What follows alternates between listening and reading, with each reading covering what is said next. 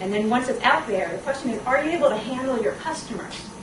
My mother, just after she retired, she decided she wanted to start a professional organizing business, primarily where she comes into someone's home and goes to their closets and straightens it out. And so she spent a couple months doing some research and planning this, and this is definitely what she wanted to do.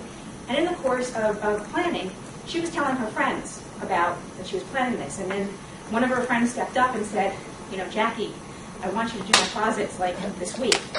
So my mom called me, and she was in a panic.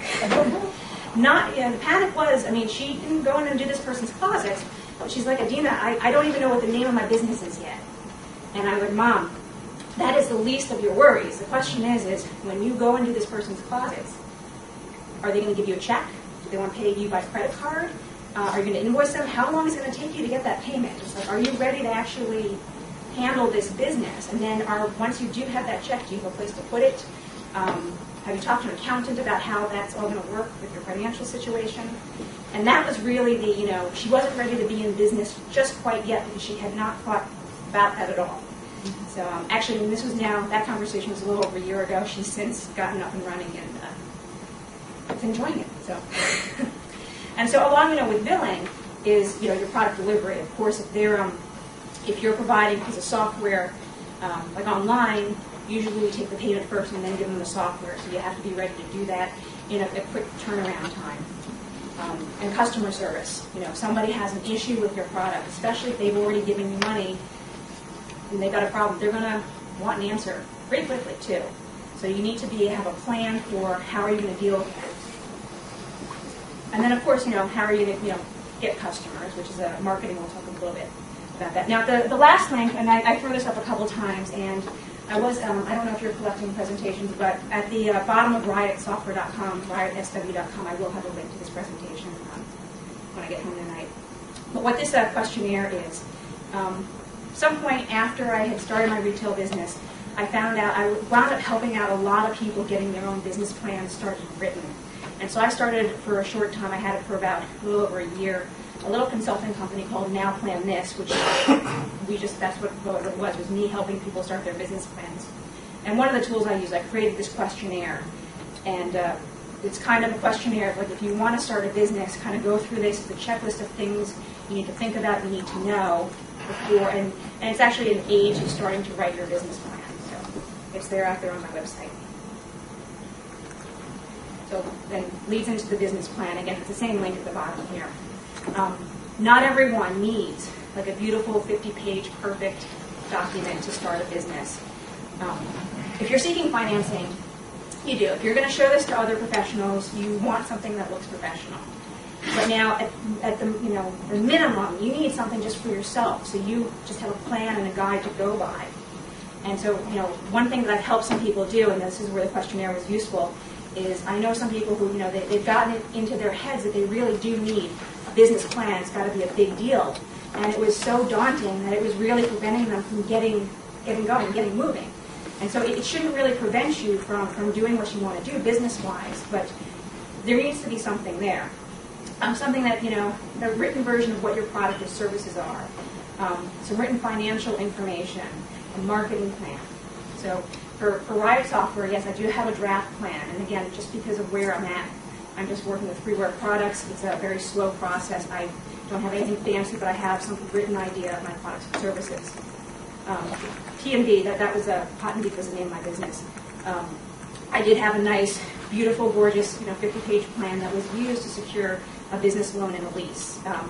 And again, I don't know if this applies to many people here, but if you are looking for office space, leasing space, usually they'll require some kind of business plan too.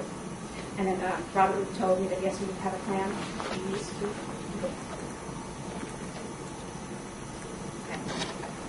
Okay. Part of your plan should include your goal or exit criteria. Now, one thing why I really put this in here now, this is one of the things, if you go, there's dozens and dozens of books on how to write a business plan and what should be in the business plan. And I kind of found that goals and exit criteria are kind of glossed over, so much to the point where my original business plan for my retail store had a contingency plan. The contingency plan was, well, what if sales are not as good as I think they're going to be in the first year? But there was no exit plan. And you kind of have to have an idea of, what is your end goal here? It's really not going to be an infinitum. I mean, yes, you might have an idea that I'm going to do this business until I die, and that's it. Okay, that could be an end goal. But you might have other options that you want to think about. Is there an opportunity to sell the business to a partner, to a stranger, or another company? Do you plan on passing it on to somebody in your family? Or do you just plan to stop operating it or close it up at some point? And this is very important because sometimes you might need to get out really quickly. If you have an health issue or financial reasons. And not having a good exit criteria really hurt me when I had my retail store. Because when I decided I wanted to go back to my engineering job, I had this idea, okay, I'll sell the business. But because it was just this random idea, not a real plan, did not execute very well. Because at the time that I went back to my engineering job, the business was very healthy, it was doing very well in a great state. But then, of course, my day job took my attention away from that business quite a bit, and the business started declining, and I didn't really appreciate that. The first thing I should have really, my goal was to sell it at that time, I should have sold it. And I just kind of hemmed and hawed and thought about maybe, and 3 years later I closed it, and I was definitely owed some money on it at the time, so it was not a happy thing. Because by the time I did close it is when our whole economy started going crazy, and it was just not a good time for anybody. So I definitely, if you're starting a business, think about where you're going with it. What's the end goal?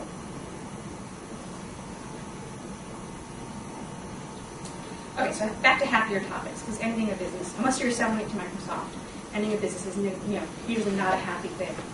So, okay, market research.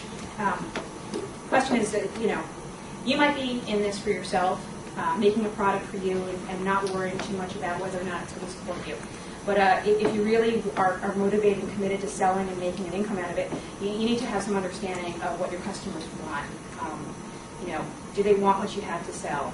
And if not, be willing to either change your product or adapt, or realize you're not going to make a lot of money at it. And then, do they want it at the price you're asking? That's a finer point of the market research. And then just understanding who your customers are. Are you selling to people, just regular average people?